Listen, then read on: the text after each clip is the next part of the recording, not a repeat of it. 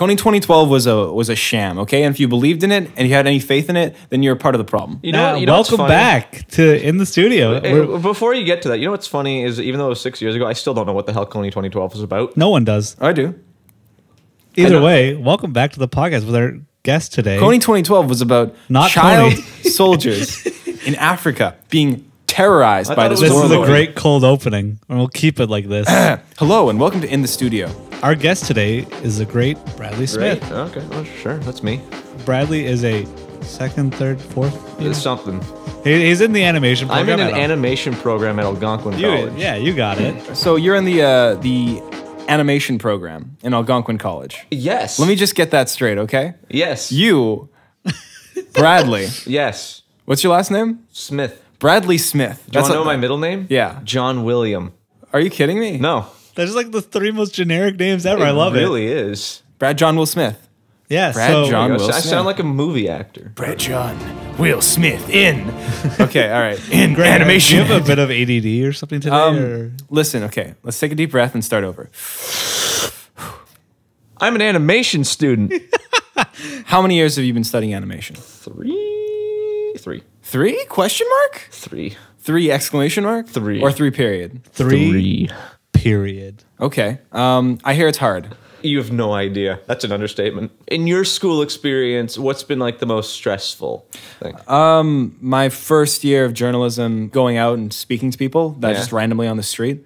That was mine, just because of the social. Because I can remember in our first year of animation, being seated at a desk at the school every weekend for the entire school year. All weekend long. And like I was there frequently, and then there was people who just didn't go home at night, and they'd have sleeping bags and pillows and blankets in their lockers, and then security would like stop by at like 2 in the morning. That's when they're supposed to kick everybody out. And they're like, well, you're not doing anything wrong. And then, you know, everyone just stays there all night. I came back the weekend after Thanksgiving, and like there were people who didn't even go home for Thanksgiving. There was just like stacks of pizza boxes out in the hallway. That was their Thanksgiving. Wow. Second year is that, but worse and more of it and more stress. So why do you do it? I do it because it's funny, I'm in the animation program, but like I don't really enjoy the process of animating that much, but like I want to like further my own skill and talent. Okay. Skill and talent in what regard? Like just being able to draw things in general. Okay. Because like the animation industry is not just like flipping pages and drawing frames. It's like you can do rough, you can do key, you can do coloring, you can do backgrounds, you can do concept, you can do like storyboard, like there's a whole bunch. Sorry, is it the art or the animation that you... I like the art. I like doing art. Yeah. In the context of creating a bunch of art and then making it all move together. Yeah. Is that appeals to you less? I feel like it shouldn't. Like maybe I just haven't found like what I enjoy animating yet. But like in the years where it's like I've been sitting down drawing frames by hand or animating them on the computer, and it's like it just feels like a slog to me. And like I know people in the program who are like super ballistic and in love with it. And I'm like, that's good. Like there's something there. I just haven't found it yet. Is the aspect of animation that really like got you into, say, like background design or character design? Or character design is what I like. And like the problem with really enjoying and wanting to focus on character design is that that's basically everybody.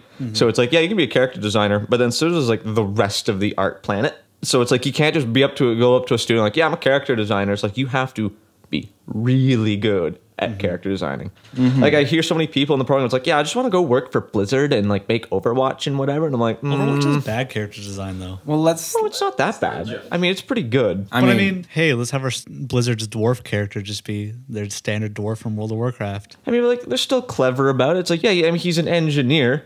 And he's like he's a little short man, but like it's funny. He's identifiable. Like there's no mistaking who he is or what he does. Okay, so there's some people who are really into character design. Yes. But like you say, everyone's into character design. Surely there must be some like really hardcore background design. And there are a few. And background design is like something I wish I was better at, but like it's hard.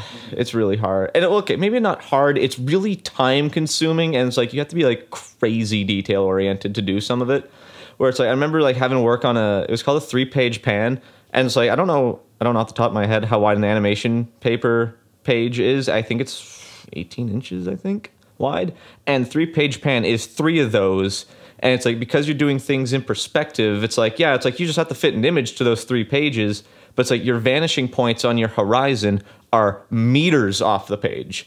And it's like there's people in there, like you got meter sticks taped together, hockey sticks, just to like get your lines like aligned. And that's why we do it digital. Yeah, understandable. sense. I can see why they clearly made that advancement to digital animation. I mean, most of my program has, and it's like Really? like, the entire first year is like yeah, what digital is a thing. And I remember like in our first day of animation class, they're like, yeah, okay, so we're gonna teach you a bunch of techniques and procedures, and as soon as you're gonna get out of here, never gonna see them again because we haven't done them in years. Okay. And I'm like, why are we learning it? And they said, because you have to.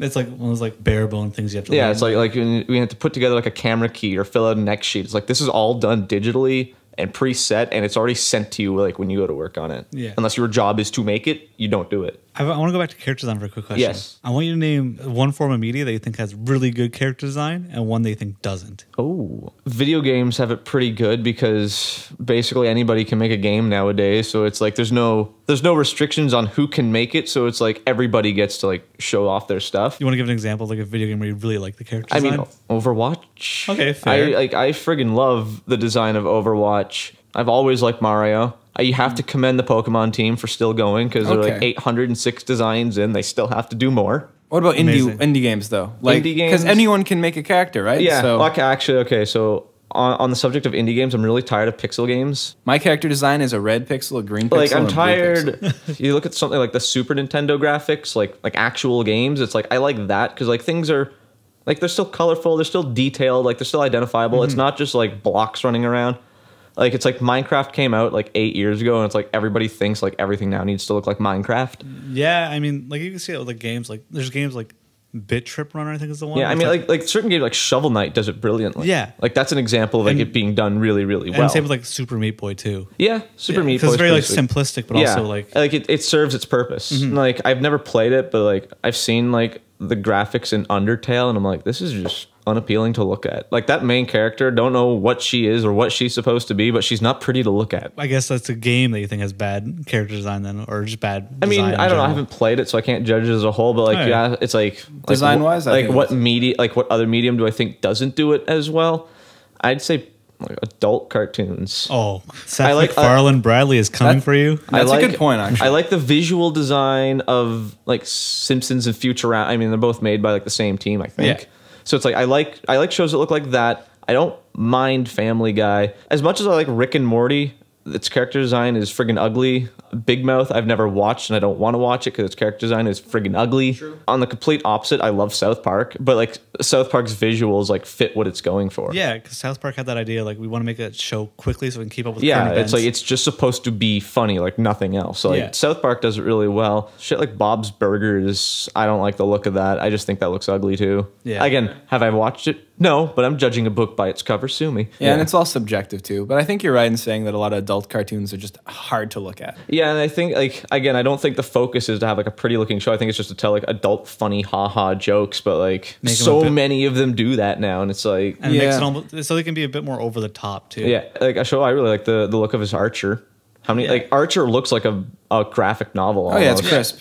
Yeah, it's super clean. They don't animate it too much, well, especially at the beginning. They never like. That first episode of the first season is one of the worst animated things I think I've ever seen. That was awful. Yeah, But visually, it's nice. yeah. Because do you think going back to the character design question, a good silhouette is important more so than the That's actual? probably like one of the most Yeah, I important figured as things. much, but, like- it's like if you completely black out the image of a character, can you tell like who they are or what they're doing? Like, are the messages conveyed just through the silhouette, not through what they're wearing or what their facial expression says? So it's like that silhouette is like if you can read what the character is doing from the silhouette, then you're on a right track. Okay. Interesting. I didn't think about it that way.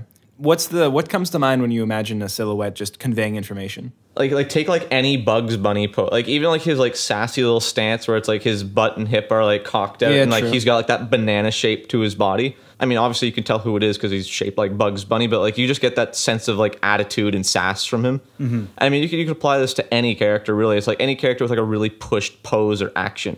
So it's like if a character is like gearing up for like a punch and like you know like the fist is way back there and like the hand is out forward, it's like you can tell what they're doing.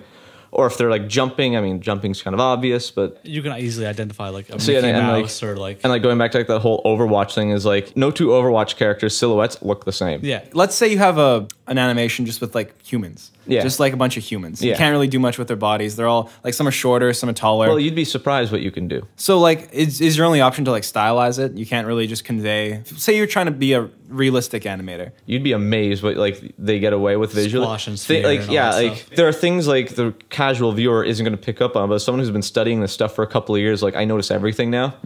Again, it's top of mind. Sorry, Overwatch. Yeah. Like one of my favorite examples. There's a video on YouTube you can watch where it's like the body horror of Overwatch, and it's like how they use all those animation principles, which like were like created mostly for 2D, and you don't see it as often in 3D. It's harder to pull off convincingly. One of the best examples is one of McCree's highlight intros is he dives forward and then fires off his gun a bunch of times. But like in that initial dive, when he's heading towards the ground, the tips of his fingers are like dragged way up. His face is stretched way down. It's like that's how you convey really convincing motion. Oh yeah, for sure. A casual viewer who doesn't know about this stuff will never notice that they're doing that. They just see that motion. Interesting. Does it bug you when people screenshot an anime at a point where the animation's all fucked up? And they're like, look, this animation's terrible. What do you mean? So, like, in an anime, to convey In convincing anything motion. animation. Yeah, in anything animation. Yeah. You have to, like, twist an arm or, like, Yeah. make things distort. Yeah. Do you see people complaining about that as a means of it being bad? Unless it's done poorly, no. Okay. If you don't even know about these things, you probably would never think to look for it. But it's like, as learned people who know about this, when it's done convincing and it's done well, it's like we just commend it. Yeah, there's the McCree right there. That's one frame, right? It's one frame at 60 frames per second. You never see that. For our listeners at home, go ahead and Google McCree squash and smear examples, and you'll probably find The body horror. the first of Overwatch body horror. By the way, welcome to the Overwatch podcast. Because it turned into that immediately. I apologize. No, no, it's it's all okay. right. It's okay. Yeah. We can- Overwatch we is a good Overwatch is example of game art. animation. Let's talk Oh. about your art. My art. Yes. Oh, God. What do you want to know? I want to know, do you have like an idea, like a magnum opus of something you want to create? Quite a few. The one I've been the most public about, because I don't like to tell too many details. I like to keep things surprised for like the one day I find the willpower to actually like finish something. But like one thing I was doing like during my first year of college, I didn't publish it anywhere. I just did it for my own amusement and like my friends. Was like this like newspaper strip style comic called Alcoholic Alien. And it's just about this freeloading asshole who comes to Earth seeking fame and fortune, but he's a raging alcoholic and he's like chronically lazy. So he accomplishes nothing at all. He just sits on his ass all day, like watching TV and complaining about how like stupid humans are. But like he loves us for that because he's like endlessly amused by how bizarre we all are. Interesting. Yeah. Cool. Got a bit of heart to it. Besides Calvin and Hobbes, Yes. are there any good newspaper comics? I'm like, I don't know of. Are you a fan of Garfield? I saw the Garfield movie like 10 years ago. I don't think that counts. I've never made any effort to read the strips though. They're not good. Well, you see, that's your opinion. Yeah, daily comics, that's weird because That's a hard job to do though. it's strange because it used to exist in newspapers. Now it exists in the form of webcomics. If I were to do something on my own and I could just do it, I would do webcomics. Cool. Okay. Because like, again, I'm not big into actually doing animation. So like webcomics is like this like convenient outlet where it's like you can put in as much time as you want before you upload something. It's like, you know, I've seen plenty where it's like there's no color, there is color, it's realistic, it's super cartoony, and it's like you can do whatever you want. And it's like having like total creative control is like the most desirable thing as an artist, I think. For sure, yeah. And most webcomics, they follow schedules, right? Monday, Wednesday, Friday. Yeah. Or Monday, Tuesday, Wednesday, Thursday, Friday if you're really Yeah. producing a lot. So what kind of webcomics do you like? The big one that I like is Atomic Robo. Oh, yeah. I got into Atomic Robo like 2 years ago, read through the entire series in one weekend, and now I just keep buying them. Do you like 8-Bit Theater then? I love 8-Bit Theater was the very first webcomic I read. Yeah, me too, And actually. I friggin' love it. So 8-Bit Theater is this... It starts off... It's maybe one of the oldest webcomics. I mean, it's like started off like It started so long in 2001, finished Yeah. in 2010, and I think is like credited with having like the longest setup for a joke in yeah. history. Yeah, something they set up in like the 6th Within the first 10 pages, they set up a joke where it's like the punchline to said joke isn't until like page like 1200 and something. Yes. But it's never mentioned in between. It just pops up. And like the best part of 8-Bit Theater is like every situation, every joke like always sets up for this like massive payoff, whether it's for the heroes or for the villains, but it never happens.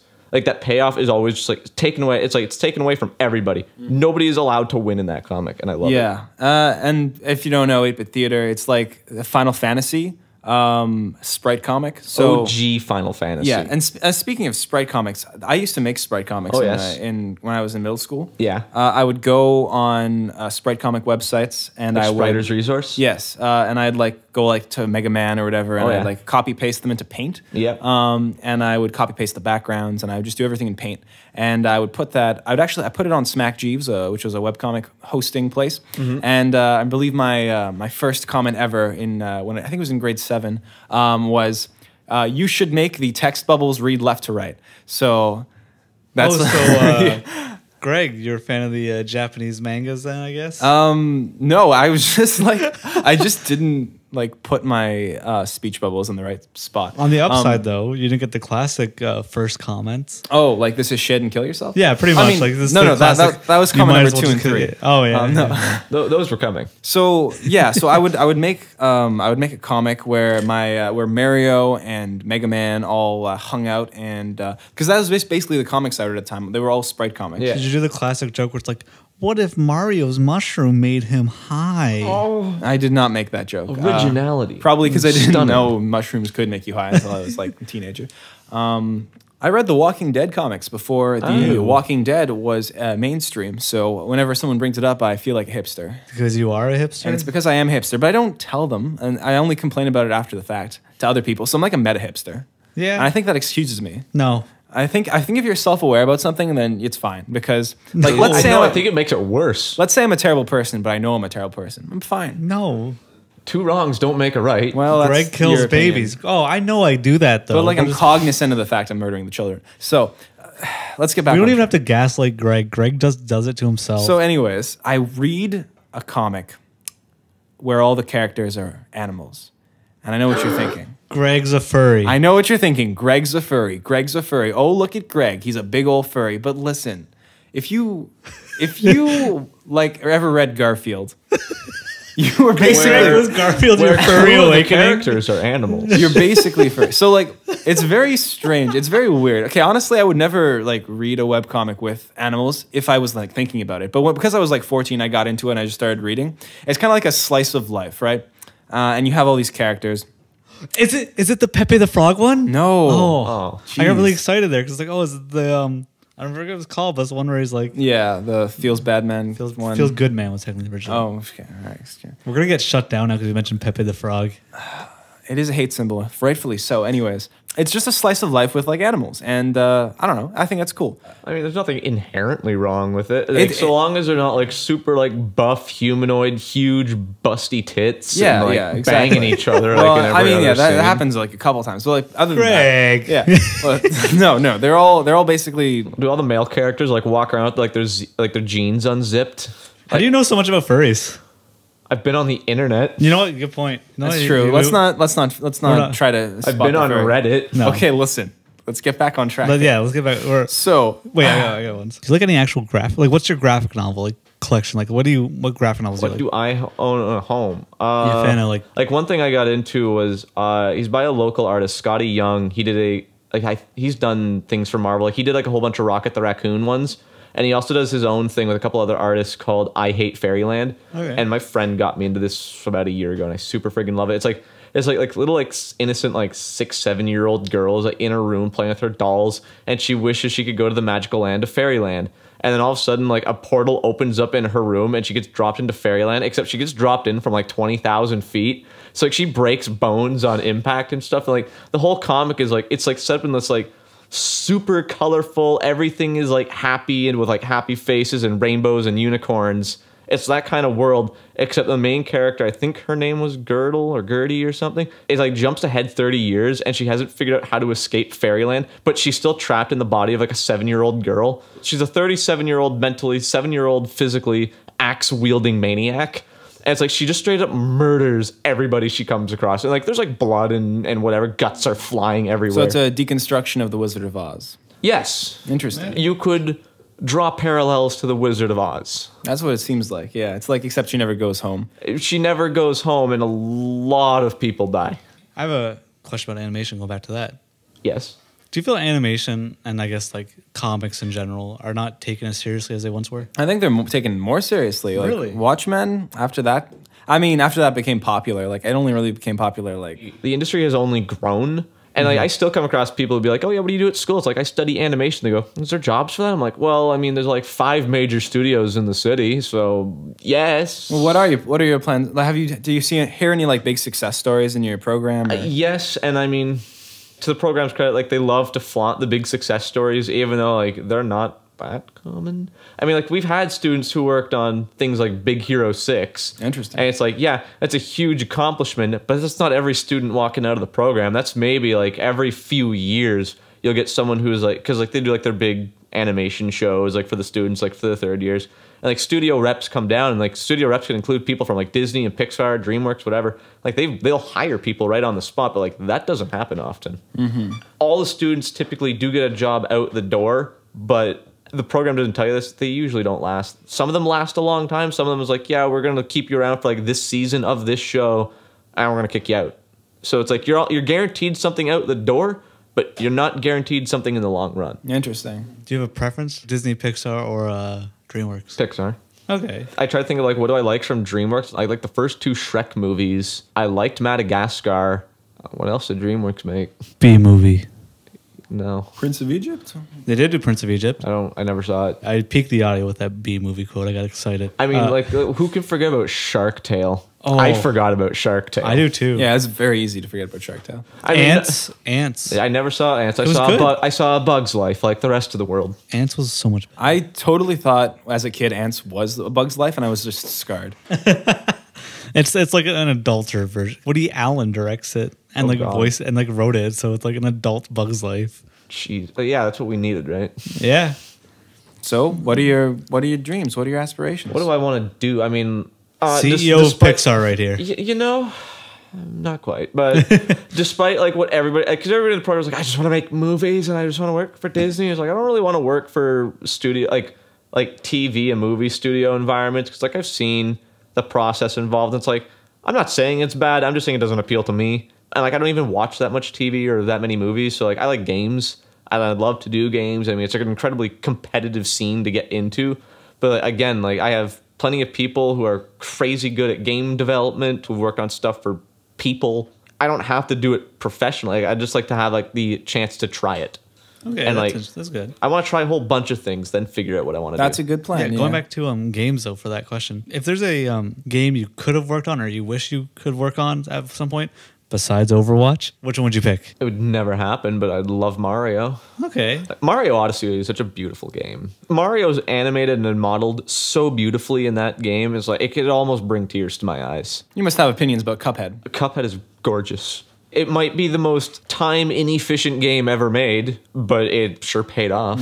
Cuphead being a game that every frame of the animation was hand drawn. I'm pretty sure they actually did it all on paper, then scanned it in. Yeah, and like I've it's all seen, like I've seen time oil lapses painted of them animating the backgrounds. dragon battle. Yeah. Well, what do it's- you think about like inefficient animation for art like that? If you can afford it and you can tolerate to do it for that length of time and like you have the dedication to see the project through, then I'm super envious of it. I mean, it's spectacular. It's super commendable. It's just really cool when someone just has that big idea and like they see it through to the end and like it pays off. Yeah. Interesting. Do you dislike when people are like cut corners by like say they use like motion blur so they don't have to like show their backgrounds as clear or something? Do you think that's okay? I to do think it? it depends on what the game is, what the experience is that they're going for. I've never played a game and thought, oh, this motion blur is totally unnecessary because I don't even pay attention to that. Okay. I have heard people complain about the motion blur and I'm like, but you're complaining about it in games that try and go for that cinematic experience, like Uncharted, for example. Like Uncharted 4 has motion blur and people complain that there's motion blur and I don't really get why. It's Yeah. not taking away anything. It's you can turn it off or you can just stop spinning the camera in circles. True. I see no problem. I think it adds that movie feeling that the game Alright. is going for. Well, what do you have to say about cutting corners in general? Is there a point where it's too much, or as an animator, do you understand that you have to cut corners? I mean, as an animator, you try not to cut corner. Like I guess like the big example is tweening, which is like for an example, tween is like if you're animated, if you're 12 animated, of 10 to 12. yeah, year like old. no. When I say key animation poses, you take like an action in your animation. So it could be like a punch wind up, it could be a jump, it could be a run, and like a key is like the key points of that pose. So it's like you've got like the fist back, the fist like coming forward, and then the fist like fully extended Yeah. forward.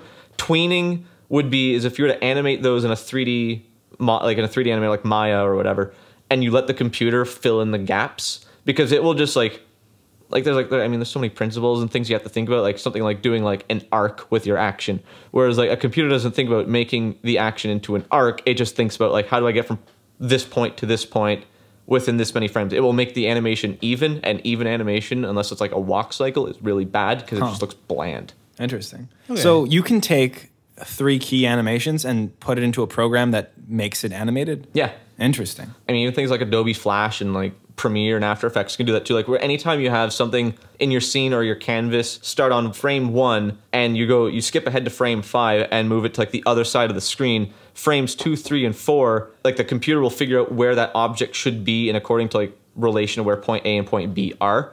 And so in that case, you have 5 frames, so it's going to evenly space it like 20% of the way each time. Whereas like when you animate, you don't want to do that. You maybe want to have, your first pose, your second pose should maybe be really, really close to it. Third will jump forward. Fourth will jump even further. And I mean, technically you'd want like 5 or 6 to slow it in. So it's like you have like a wind up or build up to the action really fast in the middle and then like a huge slowdown at the end. And that's like the basics to slowing in and out, which is used all the time. And I mean, it also just conveys that motion, because like how many things in real life just move at one constant speed? Things speed up, things slow down. I watched this animation guy, and he talks about like the principles of animation. Is there like 6 principles of animation? There's 12 principles.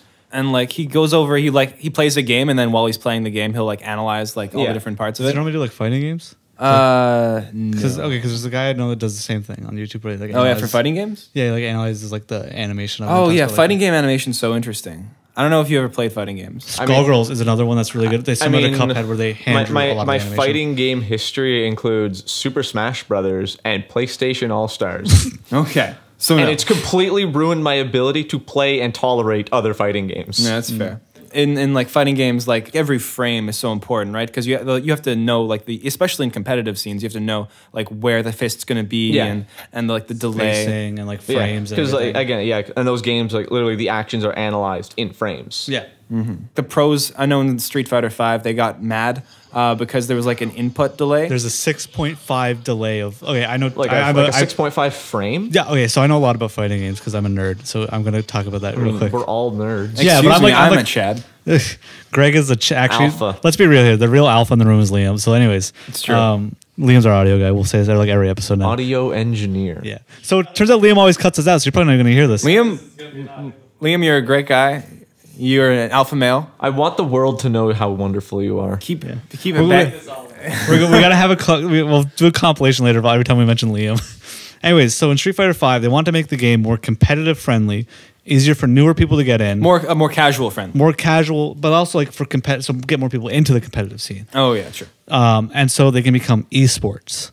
So what they did is Street Fighter 4, the one that came out before it, they had jabs, which are like the light attacks, were 1 frame. So like a 1 frame delay, or No, like 1 frame. Like you press the button, literally the it's- action you press lasts one, a frame. bam. Yeah, it's like Get jabbed. Is it 60 frame per second? Yep. And especially on the PS4 now. They had like stuff like 1 frame links, which is like you can link moves together. Like when you say it's 1 frame, do you mean like you have a 1 frame window to land that attack, not to land the next attack. And Okay. in Street Fighter 5, they changed it so it's jabs are now 3 frames. You can't punish moves that are lower than 3 frames. There's a character that just got added to the game, and a lot of their moves are -2 on block, but nothing can punish it because no one has a 1 frame move or 2 frame move. That's weird. And they also added a 6.5 frame. It was 8 at release. They patched it. Now it's a 6.5 frame delay. So if you press a button, it takes 6.5 frames for that button to register. Right. But that includes blocking too. So if you're walking forward and you press back to block, because that's how you block in Street Fighter, it will take that extra 6.5 frames. So if you're trying to react to something, What's a 0.5 frame? How do you have half a frame? who knows? I don't know anything about video explain game this to me. development. I've been listening to you explain this, and that never even dawned on me. I never thought about what is 0.5 of a frame. So a frame is like 60 frames a second. Yeah. Means one. So We it's all just know like, what frames are. It's a half a second then. Okay, well, No, it's No, not. it's not. Well, yeah, no. No, because half a second would be 30 frames. Yeah, true. Yeah. So it's like half of a frame. It's like half. So like You the just duration. make it. just round it down to 6 frames. I'm gonna look this up. I'm looking. Just look up Street Fighter 5, 6.5 frames a leg. Anyways, so because of that now, they made it so it rewards guessing over reactions. Okay. I looked up half frame and I only got glasses without half the frame. Look up just look up 6.5 frames a lag. Just look at that. I found 6.5. I just don't understand what it means. I'm just gonna pretend like I know exactly how that works. That's what we brought you on. Come on. You're supposed to be an expert. Whoa. Yeah. Whoa. Supposed to be a Student. technical expert.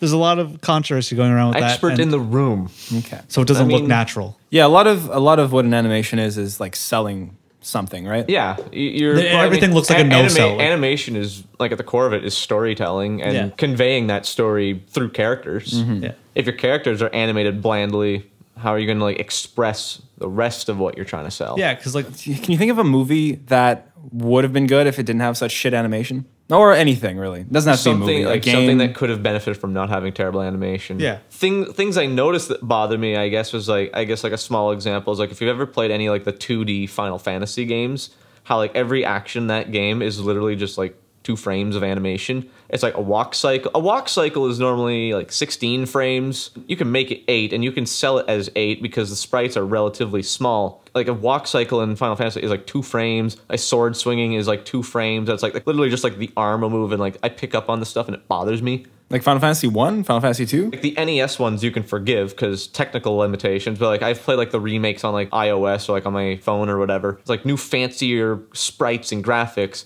but like still like 2 frame animation. But don't you think they're trying to keep the original vibe? But like the animation is just bland, and I mean it doesn't need to be exciting. Like you're not playing the game because it's like this cinematic visual experience. You're playing it because it's a mindless just. Well, you're push playing it because of buttons and win. nostalgia if you're playing on your phone as well. Yeah. And the people who like nostalgia, they want to relive that feel of. And again, like I loved playing the games. It's just like that's something that bothers me. Is like you have like these really nice sprites. Oh, for sure, yeah. But they're poorly animated, and it's like it wouldn't take much to add in like an extra frame to that sword swing. I think like my favorite example is like when you're on like the overworld and you're just walking around. It's like your character's like standing still stance is 1 foot in front of the other, and it's part of that walk cycle. Mm-hmm. So it's like they don't even change up what standing looks like on the overworld. And it's like I notice that stuff. Does it matter? Probably not. Does it matter to me? Yeah. Yes, it does. Speaking of bad art, my Yes. favorite webcomic Oh yes. has such shit art. Oh, It's yeah. it's terrible. And And it's called okay, it's actually this webcomic artist. His name is Oyvind Thorsby. His current webcomic is called Trixie Slaughter Axe for President. Okay, Trixie Slaughter Axe. for president. Everything he makes is just really weird, and the plot is the best thing I've experienced in any medium. That goes Oh for a my webcomic, God. movie, video game. really, like I'm looking at it right now. What was that old like? You remember being like in elementary school and it was like it's like online like comic creator thing. Yeah, That's what it looks like, except if that was all drawn in MS Paint. exactly. My vibe is that he draws his stuff in MS Paint and just copy pastes his characters 100 times. It's not that the character design is awful. It's just the art is awful. The art is awful. Yes, period. He's been making comics for something like 8 years now, and the art has not improved significantly whatsoever. That all being said, when I read through the comics, the ideas that he's using are so interesting that I look past the art completely. I forgive it entirely, Yeah. and I just really get engrossed in the Well, story. that's sort of like 8-bit theater in that sense too. I mean, like the first 100 pages of 8-bit theater look really bad, but like the remaining 1100 look really nice. It's that level of polish. We're gonna wrap things up soon. Wrap just things to, up. But yeah, I know we're having some great convo, but we're running out of time because Greg has a class soon. Excuse me, we're only stopping it because Spencer just told me he was getting bored of talking. Wow. And his voice was getting tired. And he Liam's needs to gonna, like- drink his mineral water. Liam's gonna like splice something into me, but like I getting bored. But no, yeah. Anyways, wait, I just did that. I set myself up. You really fulfilled that prophecy. Either way, we're gonna do a new thing where we try and connect our hosts. Oh, Our guests. Our guests, We're yes. hosts. We can connect later. Greg and I are Spencer. connected later. Yeah. You wanna- But connect our guests. So Bradley mentioned he likes some metal music, and next. Oh yes, I like metal music. so- Listen to Hell Yeah. Listen to the song Cross to Bear or Sangre por Sangre. By who? Hell Yeah. Okay. So besides Hell Yeah, what other bands do you like in metal? I like Atreyu. Atreyu is really good. Things like Motorhead. I like Avenged Sevenfold because I'm basic sometimes. Sometimes you got to be basic. Of course, nothing wrong with that. You know, I also like things like AC/DC and Aerosmith, and recently gotten into Wolf Mother's really Those good. are pretty good. Yeah. Motley Crue is one of my favorite bands of all time. So what got you into like metal music? I My guess, dad. then? Okay. Basically, the only thing that plays in his car. My favorite metal bands are Steel, Greg looked up alloys of metal, by the way. Brass, Brass. Bronze, which Oh, is an yes. alloy of copper and tin. Do you like gold? Gold isn't on the list, but Platinum? I'm actually more a fan of duralumin, which is an alloy of aluminum and copper. Just imagine, by the way, that these are like bands like you put on your wrist. Yeah. Like, because then the joke doesn't work unless gunmetal is a thing. Copper, tin, and zinc. Greg has this thing called trying too hard. He does sometimes. And those are my 5 top favorite metal bands. Just For imagine your they're in wrists. a band like for your wrist. I don't know why you put it on your wrist, but I So, want to feel included in the conversation. Okay. Bradley, if you're willing to share, do you have any places where you post art or anything? I post art sometimes. Currently, my outlet is Instagram, and sometimes I upload things to Instagram. It's instagram.com/maniacalteddy, and because nobody knows how to spell maniacal, it's MANIACALTEDDY. You almost messed it up yourself. And I'm reading it too. I post things in bursts, so like I'll go 3-4 weeks without posting anything, and then I'll have like 14 things that go up in like an afternoon. Well, it's been a great time talking to you. It has been an excellent time. Yeah, it's been okay. Greg, I'm just kidding. It's been good. It's been an excellent. It's been excellent. Thank you for listening, dear listeners, to another edition of the Artists in the you get it wrong It's the in the studio podcast Oh, yeah, starring by the way. Spencer Strickland and Greg Guerva. I'll take it. Stop butchering my name, you I English made your swine. album art and I spelt your name like 50 times. I still it's don't know how to pronounce It's it. Greg Ivara. Greg's Italian. Anyways, I'm not Italian. Wait, before we finish, how did we not mention that I'm the one who did? yeah, all he the did all of album our art. for you? Oh, right, yeah. He We- did all we of our definitely- thumbnails and like headers and that's like everything, half and the- that's he did half the the reason- photography. Yeah, we definitely kind of tunnel visioned that. That's half the reason I think I'm here right now is because I made all the album art. Not only Yeah. that, because he's an animator. He's great. Yes, if you're watching on YouTube, he took the pictures. And on SoundCloud. I took Yes, the and pictures edited. and did all the other things. and he edited all of them too. He's a graphic designer as well. Thank you for listening to this edition of the Artist Studio. It's just in the studio. In the studio. I'm looking at it all right now. Thank you. Thank you. Thank you. Thank you. Thank you. Oh, thank you so much for listening to another edition of In the Studio. God, we're gonna have to like post have just the words up for you at the end every time. Big capital letters at the very end, just in the studio. Welcome. Thank you. Hello. Welcome. Thank you for listening to another edition of In the Artist Studio. You did. Thank you for listening to another edition of The Artist Studio did it featuring on purpose Gregory Guevara. Hold on, I got this. Thank you for listening once again to another exciting episode of In the Studio featuring Spencer Strickland and Greg Guevara. Catch us next week where we talk about Metal. iron, sulfate, Yep. Bye. alloys.